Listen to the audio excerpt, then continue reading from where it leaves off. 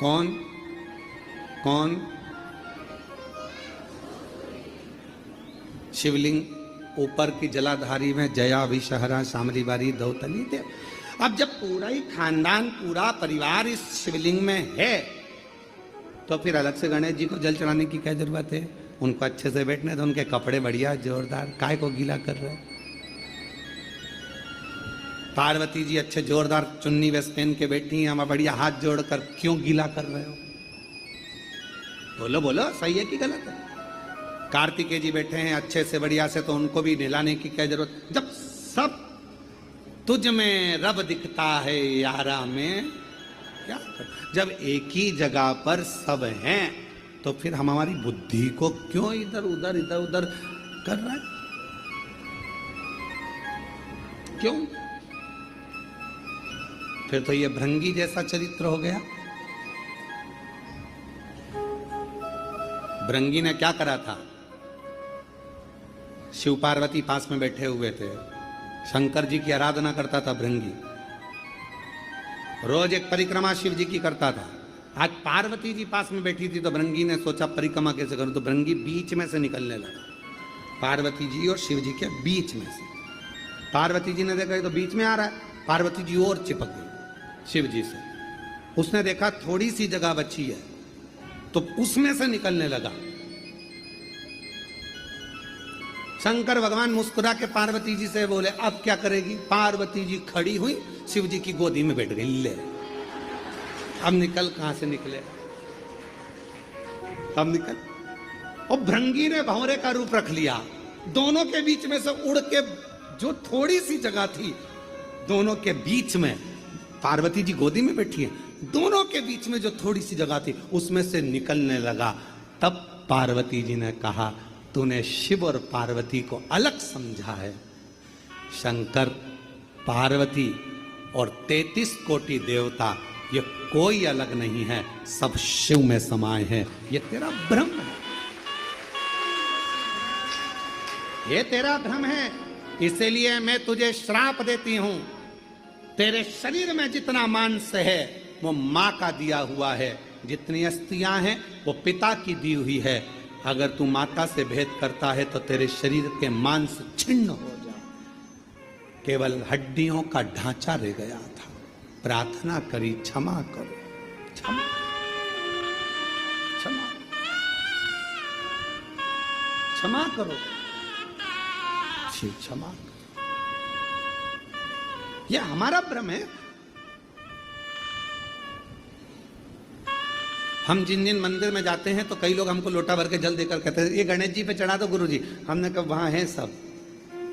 गुरुजी पार्वती जी को जल चढ़ा दो, गुरुजी कार्तिकेय जी को जल चढ़ा दो। हम एक लोटा जल लेकर शंकर जी के मंदिर में जाकर शंकर जी के चारों तरफ चढ़ाकर आखिरी में शिव जी को चढ़ा देते हैं। उसमें सब समाया है, पूरा 33 कोटि देवता, सारे देव, सारे आनंद, सारी देवियां सब उसी में है। तो हम क्यों भटके?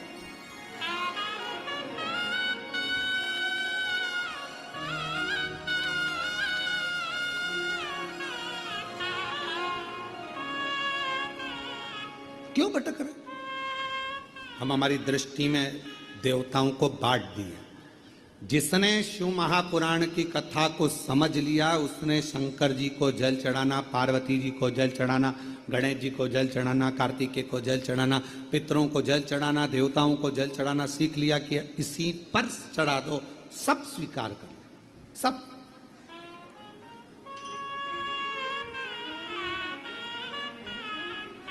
आजकल के डॉक्टर बहुत समझदार होते हैं। पहले के डॉक्टर तो कहा गुरुजी अब कथा दे दीजिए बस आप तो अब मन में आया कि इतना दिल से आया है, कथा लेने आया है, भाव से आया है, लाखों लोग इसके यहाँ पहुँचेंगे, कथा करवाएगा, व्यवस्था करना पड़ेगी, कैसे करेगा? आया है कथा लेना। हमने 3 साल बाद 2026 में जो क्रम आएगा मार्च अप्रैल का, तब उस समय पर उसको कथा दी। तो 4 साल, 3 से 4 साल के बीच में उस कथा। अब वो बोले गुरुजी इतनी लेट कथा, 2-3 साल पहले की बात, इतनी लेट कथा। हमने कहा कुबेरेश्वर बाबा जब भंडार भरेगा तेरे यहाँ लाखों लोग आएंगे, 5 लाख लोग खाना खाएंगे, बैठेंगे, भोजन करेंगे, कथा सुनेंगे, और तुम्हारा काम सिलाई आदि छोटा, बाबा को पूर्ण करने में, फाइल देखने में समय भी तो लगेगा, और समय लगेगा तो भरेगा भी तो समय। फाइल भी तो देखेगा, और फाइल देखेगा तब तो कृपा करेगा। आज वापिस 3 साल के बाद मिलना हुआ, और 3 साल के बाद हमने उनको देखा तो कहा, गुरुजी कथा है अगले साल मार्च अप्रैल में। हमने कहा ठीक तो हो? कहे गुरुजी ऐसा बाबा ने भंडार भर दिया, ऐसी कृपा कर दी, ऐसी करुणा कर दी कि पूछो मत।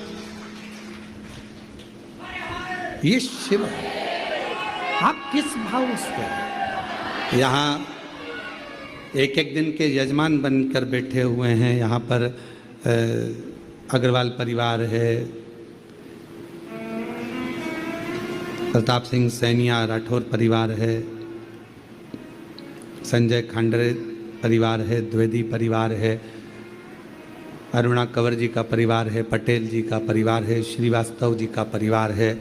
ये सब कथा के यजमान बने बैठे।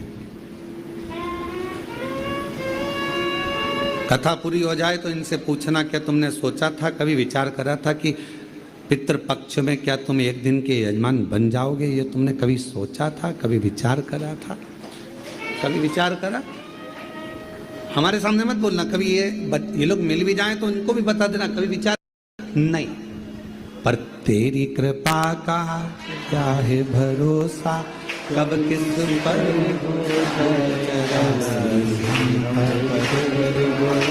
जरा सी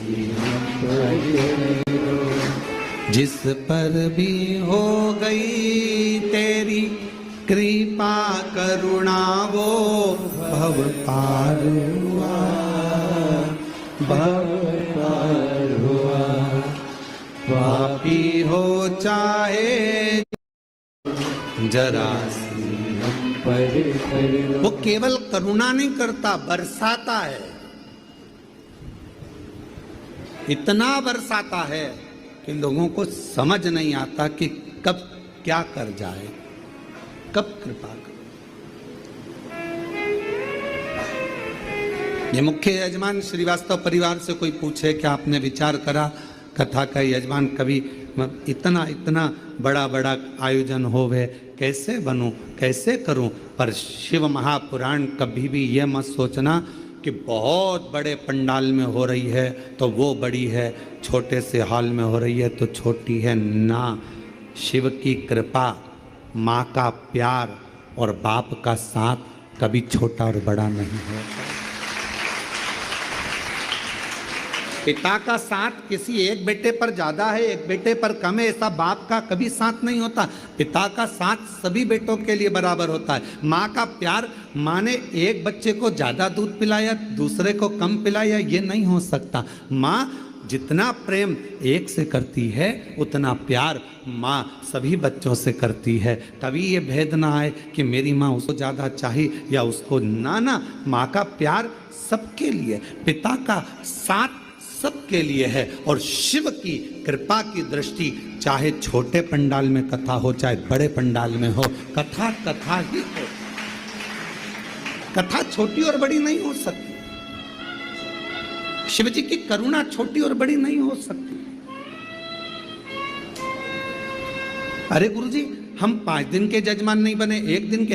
1 दिन के तो बने हो ना, एक सीढ़ी पर तो चढ़े हो ना। और 1 दिन मेरा कुबरेश्वर बाबा जो 1 दिन का भी यजमान बना है, वो अपनी डायरी में लिख कर रखना। 1 दिन कुबेर भंडारी जब एक सीढ़ी पर चढ़ा देता है तो मंजिल तक भी पूरा पहुंचा देता है। क्या सोचो गुरुजी, हम 5 दिन की कथा के यजमान बने, हमें 7 दिन के बनना था ना। शिव की त्रिकालदर्शी, कैलाशी, अविनाशी भगवान शिव, जिनकी पुनीत पावन पवित्र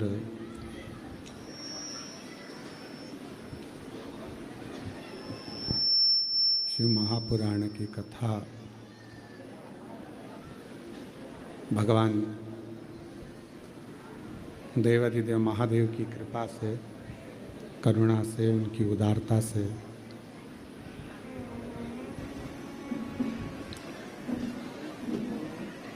पितृपक्ष के इस पवित्र पावन अवसर पर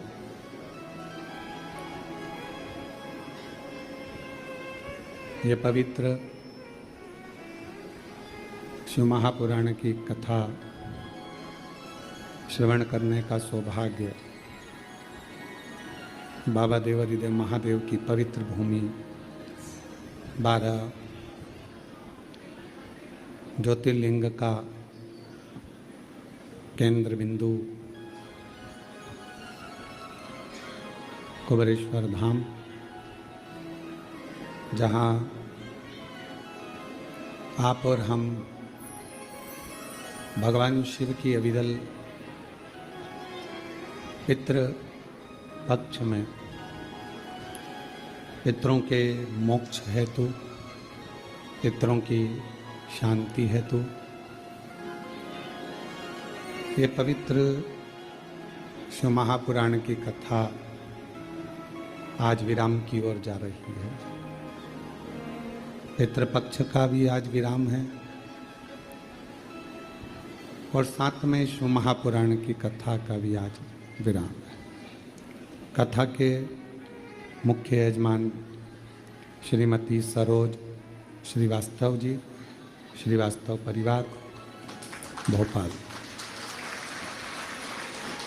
जिन्होंने 5 दिवसीय इस कथा का मुख्य यजमान पद ग्रहण किया। आपको बहुत बहुत साधुवाद, बधाइयाँ।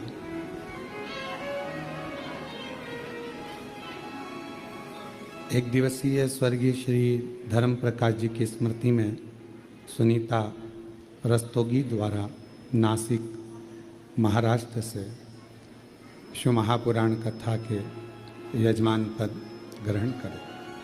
हर्षिता प्रमोद साहू जी भोपाल से शिव महापुराण कथा के 1 दिवसीय यजमान बने।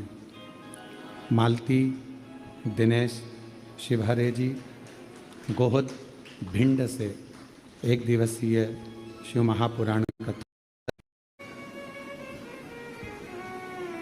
1 दिवसीय यजमान पद ग्रहण कर और 5 दिवस तक श्रीवास्तव परिवार भोपाल इस पवित्र कथा का यजमान पद ग्रहण करा।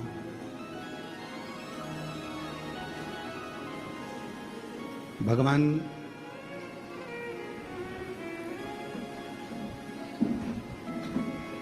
शिव की एक अविरल भक्ति, भगवान शंकर पर करा गया भरोसा, विश्वास हमारे संपूर्ण जीवन को प्रसन्नता प्रदान करता है। वो कहते हैं ना कि यदि शिव पर आस्था है तो दुविधा की हर घड़ी में रास्ता है, ये निश्चित है। अगर भगवान देवाधिदेव महादेव पर हमारी आस्था टिकी हुई है, हमारा विश्वास टिका हुआ है, हमारा भरोसा टिका हुआ है, तो जिंदगी में कितनी भी मुश्किलें आ जाएं,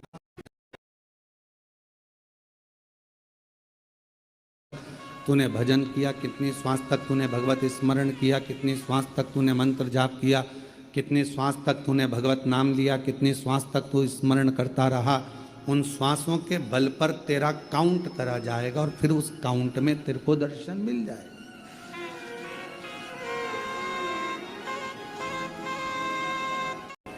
जब तक ये शरीर में चल रही है तब तक ये शरीर कहलाता है।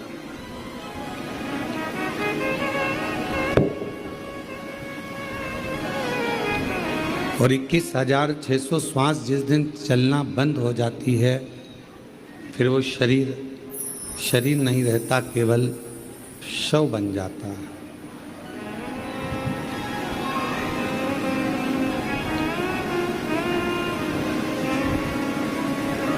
अब जितनी श्वास हमारे भीतर चल रही है वो शिव ही चलाने वाला है और शिव ही उसका निर्माता है।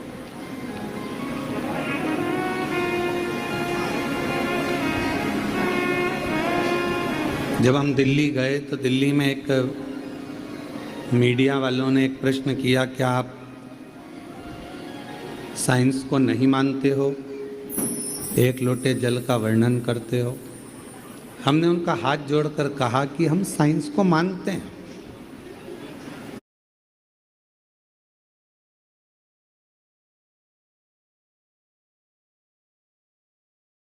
तो ईमानदारी से बोलो, क्या जीजी को अच्छा लगेगा? बोलो बोलो, जम के बोलो। नहीं, हाँ, कहीं कहीं की जीजी को अच्छा लग सकता है, जो झगड़ा कर कर आ गई हो तो वो उसकी बात दूसरी है, पर जीजी को अच्छा नहीं लगेगा। अब भाई अपनी बहन के घर गया या मामा के घर गया, अपनी पत्नी को ले गया, अपने बच्चों को ले गया, और बहन के घर पर भैया भैया भैया ले पानी पी ले, भैया ले रोटी खा ले, भैया ये कर ले, भैया वो कर ले, और भाभी बेचारी कुर्सी पर बैठी, उसको कोई नहीं पूछे। भाभी के बच्चे बैठे हैं, उनको कोई नहीं पूछे, तो भैया को अच्छा लगेगा क्या? भैया को लगेगा जीजी तो मुझे इतना पूछ रही तो अपनी भाभी से भी पूछ ले कि चाय पिएगी क्या, कॉफ़ी पिएगी क्या, भोजन करेगी क्या, ये सामान लेगी क्या, वो सामान, तो पूछने में क्या जाना।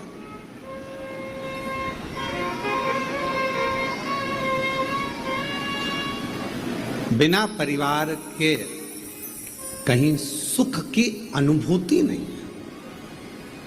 तो शिव महापुराण की कथा कहती है, अगर नवरात्रे आए तो शिव को जरूर पूछिए, भगवान शंकर को एक लोटा जल जरूर चढ़ाइए। पितृपक्ष आए तो एक लोटा जल जरूर चढ़ाइए। रामनवमी आए, शंकर भगवान को एक लोटा जल जरूर चढ़ाइए। कृष्ण जन्माष्टमी आए, भगवान शंकर को एक लोटा जल जरूर चढ़ाइए। और संसार के जितने त्यौहार आते हैं उन सभी त्यौहार में जिस दिन तुमने शिव को एक लोटा जल चढ़ाना प्रारंभ कर दिया, उस दिन आपके दुख ने मिटना अपने आप प्रारंभ कर। हम दुख को क्यों घेरते? कोई कहता है हमारे नवरात्रि आती है और हमारा टेंशन आता है, कई बार परेशानी आ जाती है, कोई त्यौहार आता है तो हमारे घर में चिड़चिड़ होने लगती है, हमारे यहाँ सत्यनारायण की कथा होती है तो कहीं ना कहीं लड़ाई होने वाली होती है, हमारे यहाँ यह अनुष्ठान यज्ञ कराने की सोचते हैं तो कुछ हो जाता है, अच्छा करने का, सुंदरकांड कराने का सोचते हैं तो कुछ हो जाता है, रामायण कराने का सोचते हैं तो कुछ हो जाता है, किटी पार्टी होती है तो कुछ नहीं होता।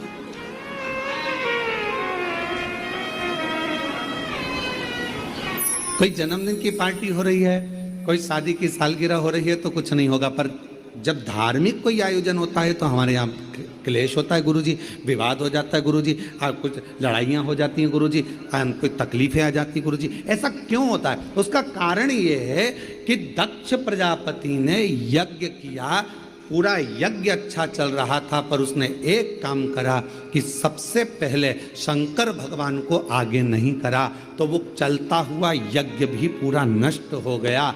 जिस पूजन में, जिस पाठ में, जिस अनुष्ठान में, जिस आराधना में, चाहे तुम किसी भी देवता की आराधना करो, अगर उसमें शिव जी का नाम नहीं है तो वो अनुष्ठान, वो यज्ञ, वो जप श्रेष्ठ नहीं होता।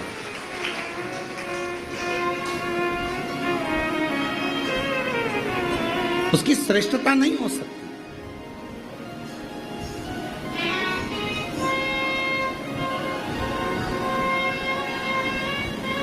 कई लोग कहते हैं गुरुजी आप बार बार श्री शिवाय नमस्तुभ्यम, श्री शिवाय नमस्तुभ्यम, श्री शिवाय नमः। आप बार बार श्री शिवाय नमस्तुभ्यम बोलते हो, आप बार बार लाइनों को गुनगुनाते रहते हो।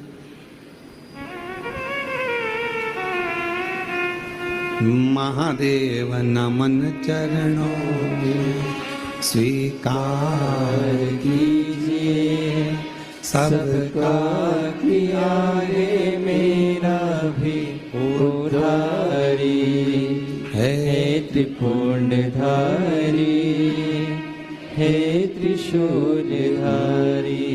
भगवान से आप बार बार गुनगुनाते हो, बार बार प्रार्थना करते हो, बार बार निवेदन करते हो, बार बार